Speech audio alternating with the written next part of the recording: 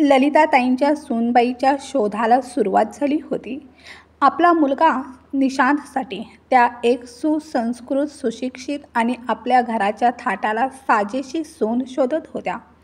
3 वर्षांपूर्वी त्यांनी आपल्या मुलीचं श्रद्धाचं मोठ्या थाटामाटात लग्न लावून दिलं होतं. घरात भरभराटी होती. पती विलासराव रेल्वे खात्यातून इंजिनियर पदावरून निवृत्त झाले होते.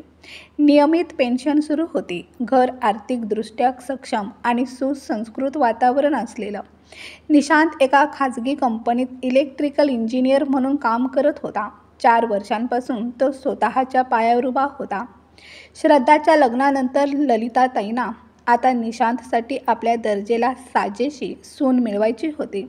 मात्र त्यांच्या मनासारखी मुलगी काही सापडत नव्हती. त्यांच्या मते निशांत हा सर्वार्थानं योग्य मुलगा होता. शिक्षण, नोकरी, स्वभाव आणि घरगुती मूल्य यामध्ये कुठलीही कमतरता नव्हती. शिवाय त्यांना स्वतःबद्दल ही खात्री होती की त्या आणि त्यांचे पती आदर्श सासू सासरे ठरतील. घरात कशाचीही कमतरता नव्हती. फक्त आता हवी होती एक सून, समृद्ध, सुसंस्कृत आणि त्यांच्याच प्रतिष्ठेला साजेशी. श्रद्धाचं लग्न त्यांनी एका श्रीमंत प्रतिष्ठित कुटुंबात एकुलत्या एका मुलासोबत केलं होतं. त्यामुळे निशांतसाठी देखील त्यांनी अशाच तोलामोलाच्या घरातून सून आणायचं ठरवलं होतं. आणि त्यांचा शोध मधुरा नावाच्या मुलीवर येऊन थांबला. मधुरा एका खाजगी बँकेत मॅनेजर पदावर कार्यरत होती. तिचा पगार उत्तम, तिचं व्यक्तिमत्व सुसंस्कृत आणि तिचं कुटुंबही शिक्षित व प्रतिष्ठित. तिचे वडील PWD खात्यातून इंजिनियर पदावरून निवृत्त झाले होते आणि तिचा भाऊ एक मोठ्या कंपनीत नोकरी करत होता. थोडक्यात मधुराचं माहेर आणि ललिताताईंचं घर दोन्हीही सामाजिक आणि आर्थिकदृष्ट्या समान होते. दोन्हीही कुटुंबाच्या संमतीनं निशांत आणि मधुराचं लग्न ठरलं. लग्नानंतर मधुरा सासरी आली. सुरुवातीचे काही दिवस अत्यंत सुखद गेले होते. ललिताताईंना वाटलं की त्यांनी आपली सगळी कर्तव्य पार पाडली आहेत. दोन्हीही कुटुंब सुसंस्कृत, सुशिक्षित. आणखी काय हवं? पण हे सुख फार काळ टिकलं नाही. लग्नाला महिना होत आला आणि घरात एक न जाणवणारी अस्वस्थता पसरू लागली. मधुरा नोकरीवर परत जाऊ लागली, पण घरात एक अजब शांतता जाणवू लागली. ललिताताईंचा स्वभाव हळूहळू अधिक वर्चस्ववादी होत चालला होता. त्यांना वाटायचं की घरात सगळं त्यांच्या आदेशानुसारच घडायला हवं. याआधी त्या फक्त नवरा आणि 2 मुलांबरोबर राहत असल्यामुळे त्यांचं वर्चस्व निसंशयी होतं. सगळे निर्णय त्या घेत आणि तेच अंतिम मानलं जात. पण आता घरात एक सून आली होती आणि ललिताताईंना हे स्वीकारणं कठीण जात होतं की आता घरात अजून एक स्त्री आहे जिला देखील आपलं मत, भावना आणि निर्णय घेण्याचा अधिकार आहे. त्यांच्या मनात सतत एकच भीती ठाण मांडून बसली होती. माझं अधिराज्य कुणी हिरावून तर घेणार नाही ना? त्यांच्या मनात खोलवर एक आवाज सातत्याने घुमत राहायचा. हे घर माझं आहे. इथे सगळं माझ्या मनाप्रमाणेच व्हायला हवं. त्यामुळे त्या प्रत्येक लहानसहान गोष्टीत मधुरावर नियंत्रण ठेवू लागल्या. मधुरा काही बोलली तरी टोमणे, काही केलं तरी टीका आणि काही सुचवलं तरी स्पष्ट नकार. मधुराला कोणताही निर्णय स्वतःहून घेता येत नव्हता. घरात असूनही ती पाहुण्यांसारखीच होती. अगदी स्वयंपाकघरात सुद्धा तिचं म्हणणं विचारात घेतलं जायचं नाही. काय बनवायचं, कसं बनवायचं हे सगळं ललिताताई ठरवायच्या. एकदा मधुरानं आपल्या मनाप्रमाणे काही बनवलं तर ललिताताई दरडावत म्हणाल्या, हे माझं घर आहे. इथे तेच होईल जे मी म्हणेन. तुला मनमानी करायची असेल तर तुझ्या माहेरी जाऊन कर. मधुरा निशब्द झाली. ती केविलवाणी नजरेनं त्यांच्याकडे पाहत राहिली. तिच्या मनात सतत एकच विचार घोळत राहिला, हे खरंच माझं घर नाही का? मी इथे केवळ पाहुणी आहे का? तिला हेच समजत नव्हतं की एक सून म्हणून ती त्या घराचा घटक का मानली जात नाही. भविष्यात हेच घर तिला सांभाळायचं होतं, प्रेमानं वाढवायचं होतं. पण ललिताताईंच्या मनात ती केवळ दुसरीच होती, परकी, एक अशी स्त्री जी त्या घरात असूनही घराची वाटत नव्हती. ललिताताई आपल्या हट्टी स्वभावामुळे मधुराला घरात एकही गोष्ट तिच्या मनाप्रमाणे करू देत नव्हत्या. मधुरा मात्र हे सगळं शांतपणे सहन करत होती. आता ललिताताईंनी मधुराला त्रास देण्यासाठी अजूनच एक नवीन मार्ग शोधला होता. जर मधुरा आपल्या कपाटाला कुलूप लावून ठेवायची तर त्यात तिला टोमणे मारायच्या. हं, मीच एकटी घरात असते ना, म्हणूनच तू तुझं कपाट कुलूप लावून ऑफिसला जातेस. काय माहीत मीच काहीतरी चोरून नेईल. मधुरा मात्र नेहमी कपाटाला कुलूप लावून चावी स्वतःच्या खोलीतील साईड टेबलच्या ड्रॉवरमध्ये ठेवत असे. तिनं हे आधीच ललिताताईंना सांगितलं होतं. ती चावी कधीच ऑफिसला नेत नसे, कारण ती इतकी मूर्ख नव्हती की छोट्या गोष्टींवरून नात्यांमध्ये विष पेरेल. तरीही ललिताताई टोमणे मारण्याचं थांबवत नव्हत्या. त्यांना चांगलंच ठाऊक होतं की घरात काम करणाऱ्या मोलकरणी काही वेळा संधी मिळाल्यास चोरटी हात चलाकी करू शकतात. कपाटात दागिने आणि पैसे ठेवले असल्यास कुलूप आवश्यक असतं, पण मुद्दा तो नव्हता. ललिताताईंना फक्त मधुराला त्रास द्यायचा होता, कारण त्यांचं म्हणणं होतं सून म्हणजे झुकूनच राहावं. स्वतः मात्र त्या कायमच आपलं कपाट कुलूप लावून ठेवायच्या. मधुरा काही बोलली नाही, पण ती निशांतकडे मात्र आपली खंत मोकळेपणानं व्यक्त करत असे. तुझी आई खूप डॉमिनेटिंग आहे. प्रत्येक गोष्टीत मला कमी लेखते. माझा आदरच नाही. निशांत मात्र नेहमीच समजूत घालत म्हणायचा, अगं काही नाही, थोडे दिवस समजून घे. भांडण करून काय होणार, सगळं शांत होईल हळूहळू. शेवटी आपल्याला एकत्र राहायचं आहे. आणि मधुरालाही त्याचं म्हणणं पटायचं. वाटायचं नातं टिकवणं हेच महत्त्वाचं आहे, वाद घालण्यात अर्थ नाही. पण दिवसागणिक ललिताताईंचं वागणं सुधारण्याऐवजी अधिकच बिघडत गेलं. जर ललिताताईंना कुठे बाहेर जायचं असेल तर त्या आपल्या खोलीला आणि कपाटाला कुलूप लावून चावी घेऊनच जात असत. हे मधुराला फारच बोचायचं. ती निशांतकडे नाराजीने म्हणायची, मी घरात असताना आई खोली आणि कपाट लॉक करून चावी घेऊन जातात, जणू मीच काहीतरी चोरते. निशांत शांतपणे उत्तर द्यायचा, सोड ना, काय उपयोग आहे त्यावर बोलून, दुर्लक्ष कर. एकदा मधुराची नणंद श्रद्धा घरी आली होती. ललिताताई श्रद्धाला काहीतरी दाखवत होत्या आणि त्यांचं कपाट उघडलेलं होतं. तेवढ्यात मधुरा तिथं आली. ललिताताईंनी क्षणार्धात कपाट बंद केलं आणि विचारलं, तू इथे काय करतेस? हे ऐकून मधुराला फारच वाईट वाटलं.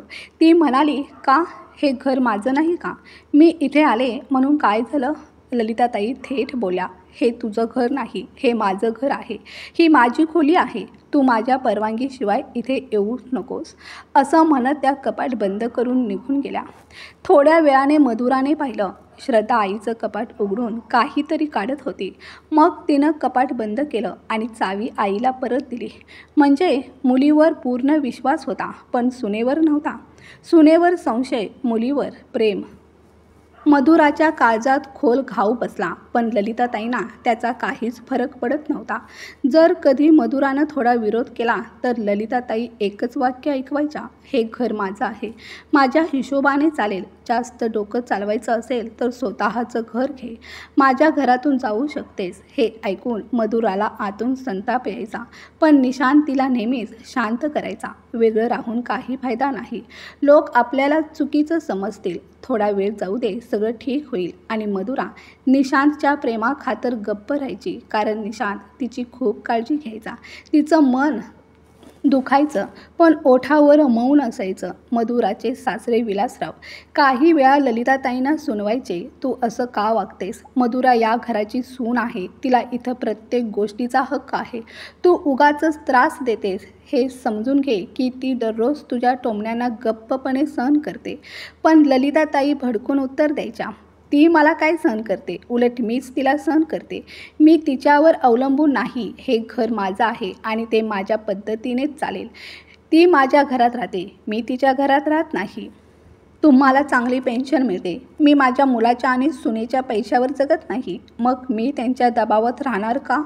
जर त्यांना एवढाच त्रास होत असेल तर निघून जावं माझ्या घरातून. ललिताताईंचं हे बोलणं ऐकून विलासराव गप्प बसले, कारण त्यांना ठाऊक होतं ललिताताई कितीही चुकीच्या असल्या तरी त्यांना समजावणं म्हणजे दगडाशी बोलण्यासारखं आहे. त्या आपल्या एका आगळ्याच अहंभावात जगत होत्या. पण दिवसेंदिवस त्यांचं वागणं अधिकच टोकदार होत चाललं होतं आणि श्रद्धा अधूनमधून येऊन त्या आगीत तेल ओतण्याचं काम करत होती. ती जणू मुद्दामच मधुराला जाणवून द्यायची, पाहिलंस ना, या घरात माझी जी जागा आहे ती तुला कधीच मिळू शकणार नाही. तू जरी इथली सून असलीस तरी मालकीण होण्याचं स्वप्न देखील पाहू नको. या घराची मालकीण माझी आई आहे आणि तिच्यासोबत मी सुद्धा. श्रद्धा आणि ललिताताईंचं ठाम मत होतं की मधुरा गप्प असते कारण तिला उत्तर द्यायलाच जमत नाही. पण त्यांचं हे समजणं निव्वळ भ्रम होतं. मधुरा गप्प होती कारण ती आपल्या नवऱ्यावर, निशांतवर आणि सासऱ्यांवर, विलासरावांवर नितांत प्रेम करत होती. तिला माहीत होतं की घरात वाद झाला तर सगळ्यांच्या नजरा विलासरावांवर जातील आणि हे मधुरा कधीच होऊ देणार नव्हती. कारण विलासराव हे अत्यंत समजूतदार आणि शांत स्वभावाचे गृहस्थ होते. त्यांना घरात समाधान, सुसंवाद आणि सौहार्द हवं होतं, कलेश नको. म्हणून मधुरा अनेक गोष्टी गिळून गप्प राहायची. ती रोज सकाळी हलकं फुलकं काम करून ऑफिसला जायची आणि संध्याकाळी परत घरी. घराच्या वादविवादात फार लक्ष घालायचे नाही. घरात नोकर वर्ग होता आणि मधुराने एक स्वयंपाक करणारी बाईसुद्धा ठेवली होती कारण तिला वेळच नसायचा. या गोष्टीवर ललिताताईंनी तोंड उघडलं नाही कारण त्यांनाही माहीत होतं जर बाई नसेल तर स्वयंपाक स्वतःलाच करावा लागेल आणि मधुरा नोकरी सोडेल अशी शक्यताच नव्हती. त्यामुळे त्या काही बोलल्या नाहीत. सर्व काही वरवर शांत वाटत होतं.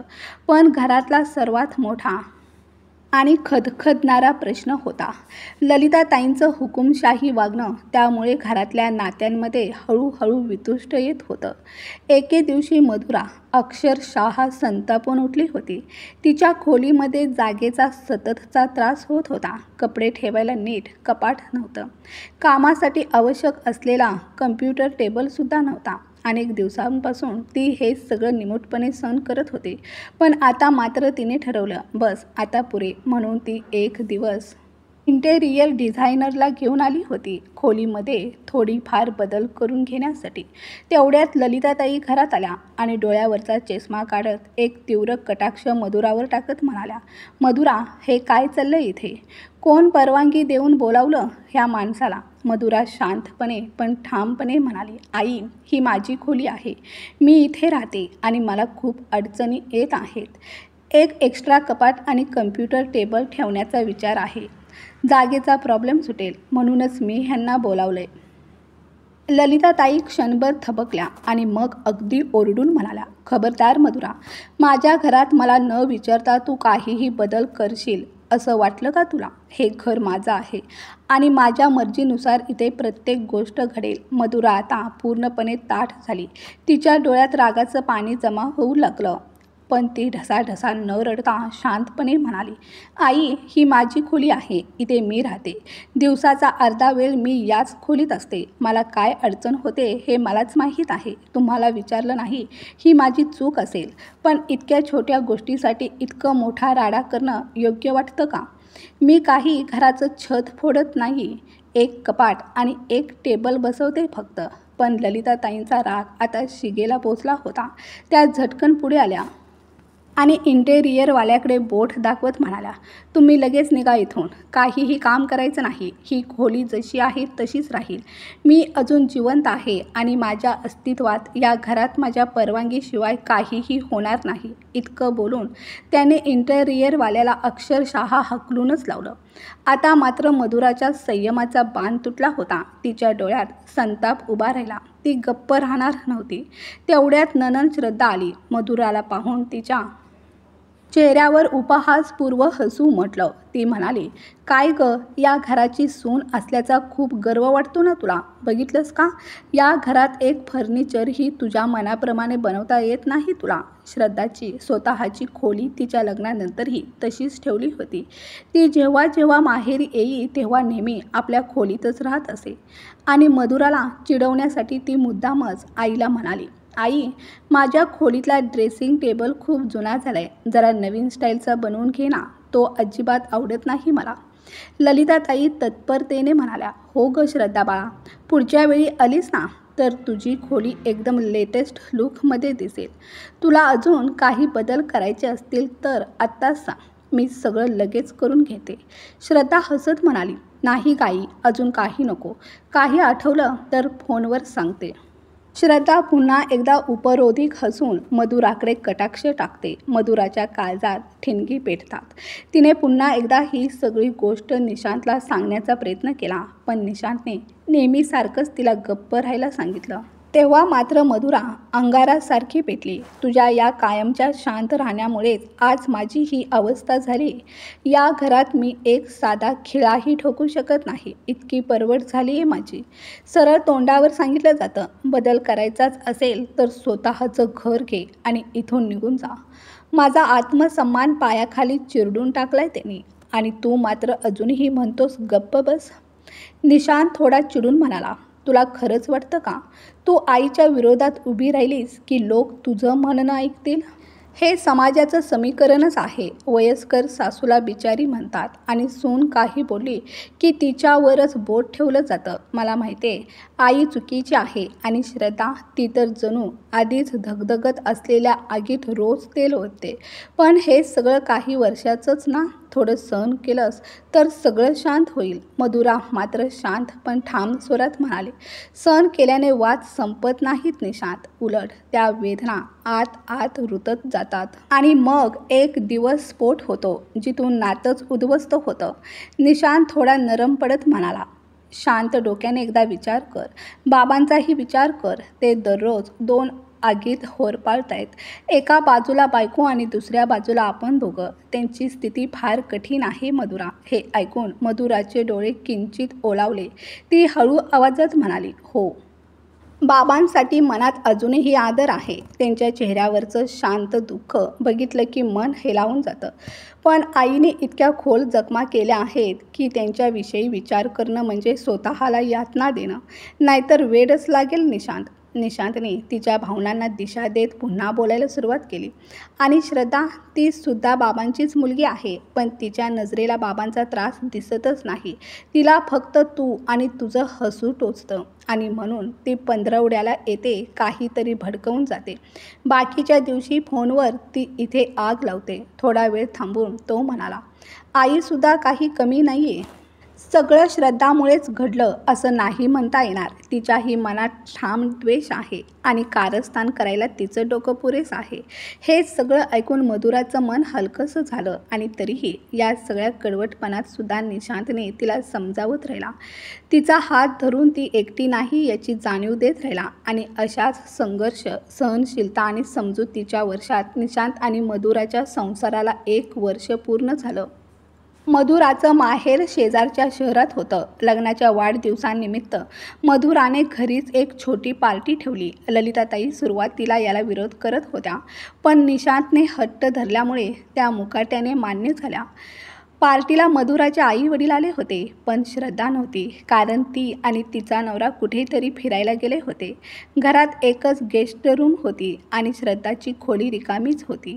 म्हणून मधुराने विचार केला की आई बाबा गेस्ट रूममध्ये आणि तिचे दादा व वहिनी श्रद्धाच्या खोलीत राहतील. पार्टीनंतर मधुराच्या माहेरची मंडळी मधुराच्या खोलीत गप्पा मारत TV बघत बसले होते. मधुरा ललिताताईंसमोर आली आणि नम्रपणे म्हणाली, आई, गेस्ट रूममध्ये माझे आई बाबा झोपतील आणि श्रद्धाताईंची खोली रिकामी आहे, त्यामुळे तिथं दादा वहिनी झोपतील. उद्या सकाळीच निघून जातील ते. एवढं ऐकताच ललिताताई संतापल्या. तुझं धाडस कसं झालं माझ्या मुलीची खोली तुझ्या दादा वहिनीला देण्याचा विचार करण्याचं? तेव्हा मधुरा शांतपणे म्हणाली, आई, थोडं हळू बोला, माझे आई बाबा ऐकतील.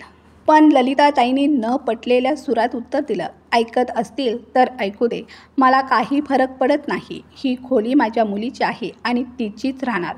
हळूहळू तू तिच्या माहेरच्या हक्कांवरच घाला घालतेस. तुझं धाडस कसं झालं? तू विचार तरी कसा केलास की ही खोली मी तुझ्या दादा वहिनीला देईन? इथे माझ्या मुलीचं मौल्यवान सामान आहे, काही हरवलं तर? आणि तसंच ते दोघं माझ्या मुलीच्या खोलीत राहणार तरी का? ललिताताईंनी आज मधुराचा आत्मसन्मान अक्षरशः चिरडून टाकला होता. त्यांचं म्हणणं होतं, घरात बाहेरचे लोक आलेले आहेत आणि एवढं मौल्यवान सामान असताना काहीही हरवू शकतं. इतक्यात मधुराचे आई वडील आणि भाऊ भाऊजय खोलीच्या बाहेर आले. त्यांनी हे सर्व ऐकलं. त्यांना प्रचंड धक्का बसला. कोण इतक्या अवमानकारक शब्दात बोलू शकतं? आज मात्र मधुराचा संयमाचा बांध तुटला होता. कारण हा अपमान फक्त तिच्यापुरता मर्यादित राहिला नव्हता, तर तिच्या आई वडिलांनाही ललिताताईंनी अपमानित केलं होतं. विलासराव आणि निशांत सुद्धा आता गप्प बसणार नाहीत, इतकं स्पष्ट होतं. ललिताताईंनी आता सीमाच ओलांडल्या होत्या. मधुराच्या आई वडिलांचं मन भरून आलं होतं. त्यांनी हळू आवाजात मधुराला सांगितलं, बेटा आम्ही निघतो. आता रात्री इथं थांबणं शक्य नाही. एखाद्या हॉटेलमध्ये जाऊन सकाळी निघून जाऊ. तू स्वतःची काळजी घे. विलासराव आणि निशांत विनवणीच्या सुरात पुढे आले. हात जोडत म्हणाले, कृपया असं करू नका. ललिता वेड्यासारखं बोलते. तुम्ही तिचं बोलणं मनावर घेऊ नका. तुम्ही इथेच राहा. हॉटेलमध्ये का थांबता? आम्ही तुमची मनापासून क्षमायाचना करतो. पण मधुराच्या माहेरच्यांचा आत्मसन्मान आज पायाखाली रेटला गेला होता. आता ते कोणत्याही परिस्थितीत इथे थांबणार नव्हते. त्यांनी गपचूप निरोप घेतला. आता मात्र मधुराचा संयम पूर्णपणे सुटला होता. आज तिने ठरवलं, ललिताताईंना उत्तर द्यायचंच. आणि यावेळी ना विलासरावांमध्ये ना निशांतमध्ये तिला थांबवायची हिंमत उरली होती. दोघांनीही गप्प राहणंच शहाणपण समजलं. मधुराने थेट बोलायला सुरुवात केली, आई तुम्हाला काय वाटतं? तुमचा नवरा मोठा इंजिनियर होता, खूप पैसा कमावला, म्हणून तुम्ही जगाला मुठीत धरता का? माझा नवरा भिकारी आहे का? तो सुद्धा इंजिनियर आहे आणि तितकंच कमावतो जेवढं तुमच्या नवऱ्याने कमावलं होतं. आणि हो, एक गोष्ट लक्षात ठेवा, मीही कमावते आणि तेवढंच नव्हे तर कधी कधी त्याहून जास्त कमावते. मग माझं काय? मला डबल पगार मिळतो. तर तुमच्यापेक्षा मला गर्व असायला हवा ना? पण मी त्याचा गर्व करत नाही. मग तुम्ही का करता? प्रत्येक वाक्यात माझं घर असं म्हणता. काय वाटतं तुम्हाला? या जगात फक्त तुम्हीच एकटं घर बांधू शकता का? तुम्ही माझ्या आईबाबांचा अपमान केलात. तुम्हाला वाटतं माझे आई बाबा तुमच्यापेक्षा कमी आहेत? माझे बाबा सरकारी नोकरीत होते, आता ते निवृत्त झाले आहेत. आमचं घर तुमच्या घरापेक्षा मोठं आहे. आमच्याकडे कोणत्याच गोष्टीची कमी नाही. माझा भाऊही जबरदस्त कमावतो. शिक्षण, पैसा, प्रतिष्ठा, कुठल्या बाबतीत कमी आहोत आम्ही? तुम्ही कोणत्या गुरुरात जगता आहात की पैसा तुमच्याकडेच आहे? घर फक्त तुमचंच आहे? मग ऐका, आज मी तुमचा अजून एक गर्व तोडते. तुमच्याजवळ जो पैसा आहे तो तुमच्या नवऱ्याने कमावलेला आहे. स्वतःच्या कष्टाने तुम्ही काहीच मिळवलेलं नाही आणि पूर्वजांकडून त्यांच्याकडूनही तुम्हाला काही मिळालेलं नाही. म्हणजे तुमचं काहीच नाही तरी घमंड आहे. हे ऐकणं तुम्हाला आवश्यक आहे, कारण आज तुम्ही माझ्या आईबाबांवर शंका घेतलीत, त्यांच्या प्रतिष्ठेला धक्का दिलात. हो, माझे आईबाबा तुमच्यापेक्षा जास्त सक्षम आहेत, पैशातही, विचारातही आणि माणुसकीतही. माझे बाबा आणि आजोबा दोघेही त्यांच्या वडिलांचे एकुलते एक मुलगे होते. त्यामुळे आजवर वडिलोपार्जित मालमत्तेची वाटणी कधीच झाली नाही. आणि माझा भाऊ, तो सुद्धा एकलाच. माझ्या आईबाबांनी त्यांच्या मेहनतीने भरपूर जमीन घेतली आहे, ज्याची किंमत आज कोट्यावधी रुपयात आहे आणि ती तुमच्याकडे नाही. मग सांगा ना, कोणत्या बाबतीत तुम्ही माझ्या आईबाबांपेक्षा जास्त श्रीमंत आहात? काय आहे तुमच्याकडे एवढं की ज्याचा तुम्हाला इतका घमंड आहे? आजवर मी गप्प होते. वाटत होतं वेळेनं सगळं सुधारेल, पण नाही. तुमच्या वागण्यातला अहंकार दिवसेंदिवस वाढतोय. तुम्हाला काय वाटतं? दिवसभरात 50 वेळा ओरडता, हे माझं घर आहे, हे माझं घर आहे. अहो, तुमच्या पैशांनी तुम्ही स्वतःचं घर उभं करू शकता का?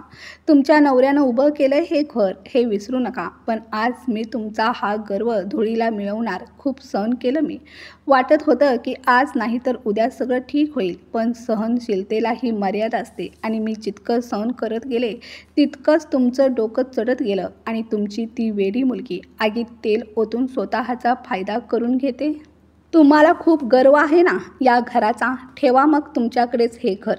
माझ्याकडे कोणतीच कमतरता नाही. तुम्ही कपाटाला कुलूप लावता का? तुमच्याकडे माझ्यापेक्षा जास्त दागिने आहेत म्हणून?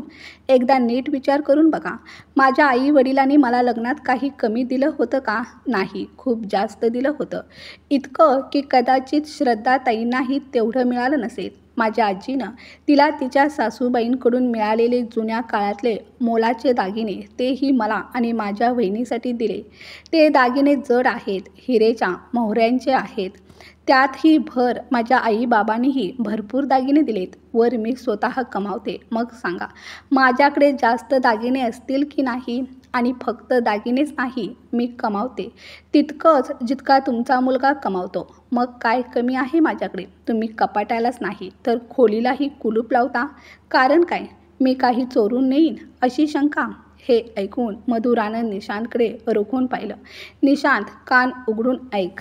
तुझ्या या अहंकारी आईचा माज मी आता अजिबात सहन करणार नाही.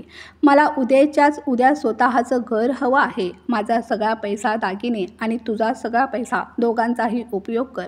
पण उद्याच नवीन घर पसंत कर आणि विकत घे. या घमंडी बाईला तिची जागा दाखवूनच मी शांत बसेल. मी खूप प्रयत्न केला नाती टिकवण्यासाठी, पण आता बस. आता ही बाई माझ्या आई वडिलांचाही अपमान करू लागली आहे, जे मी कधीच सहन करू शकत नाही. विलासराव काहीतरी बोलायला पुढे आले तेव्हा मधुरा थेट त्यांच्यासमोर हात जोडून म्हणाली, बाबा, मी तुम्हाला विनंती करते, माझ्या आत्मसन्मानाचे तुकडे होऊ देऊ नका. माझं दुःख, माझी ओढ तुम्ही समजू शकता, पण आता या घरात मी एक क्षणही राहू शकत नाही. विलासरावांनी काही बोलणं उचित समजलं नाही. ते निशब्द झाले. तेव्हा मधुरानं निशांतकडे कटाक्ष टाकत म्हटलं, निशांत, मी निघते आहे. माझ्या एका मैत्रिणीकडे जात आहे. जेव्हा नवीन घर घेशील तेव्हाच मला सांग, मी सरळ तिथेच येईन. या घरात मी आता पुन्हा पाऊलही ठेवणार नाही. लवकरात लवकर नवीन घर घे. देवाच्या कृपेने आपण दोघांनी मिळून एवढी बचत केली आहे की आपण एका दिवसात नवीन घर घेऊ शकतो. एवढं बोलून मधुरानं शांतपणे तिचं गरजेचं सामान घेतलं आणि त्या घरातून आत्मसन्मानाने बाहेर पडली. जाता जाता मधुरा ललिताताईंना म्हणाली, आणि हो आई, तुमच्या त्या घमंडी मुलीला रक्षाबंधनाच्या दिवशी सांगा तुमच्या कपाटाला राखी बांधायला. कारण तिला जर कधी तिच्या दादा वहिनींची गरज भासली तर तुमचं ते कपाटच तिच्या सगळ्या गरजा पूर्ण करील.